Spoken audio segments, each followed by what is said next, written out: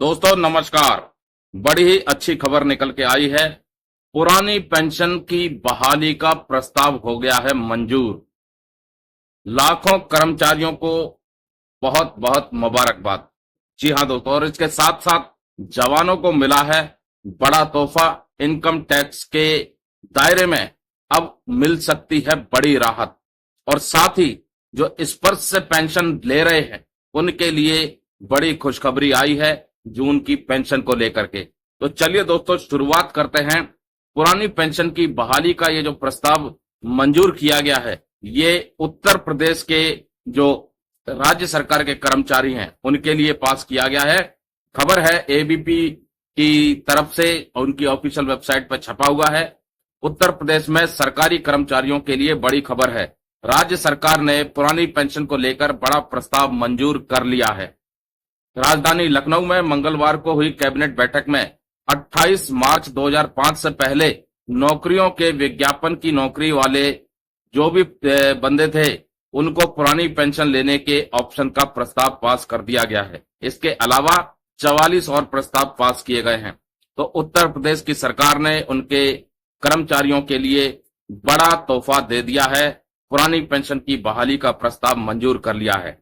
अब दोस्तों बात कर लेते हैं जो स्पर्श से पेंशन प्राप्त कर रहे हैं उन पेंशनरों के लिए।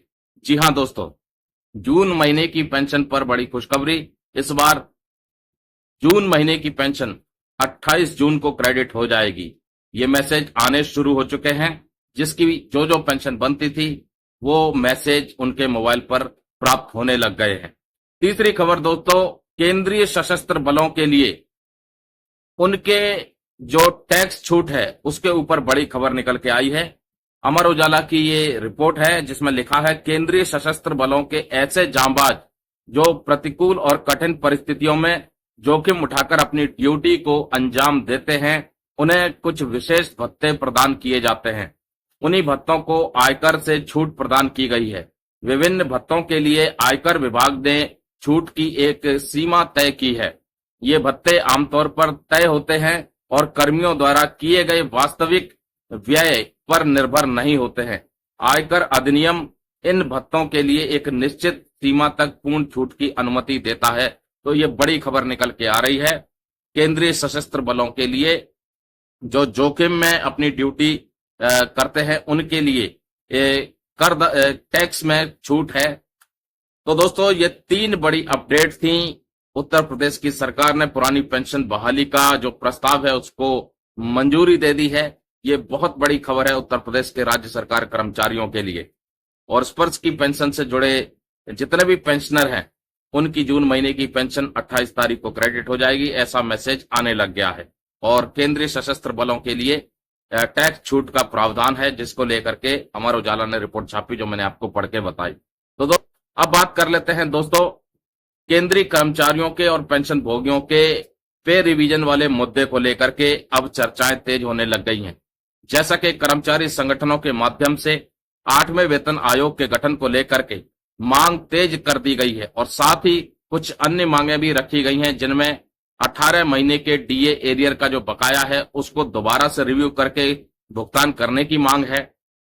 कम्यूटेशन की रिकवरी, बार बार इस खबर को हम पढ़ रहे हैं क्योंकि कम्यूटेशन एक ऐसा मुद्दा है जिसमें के 3 साल पेंशन में से भुगतान किया जा रहा है एक्स्ट्रा।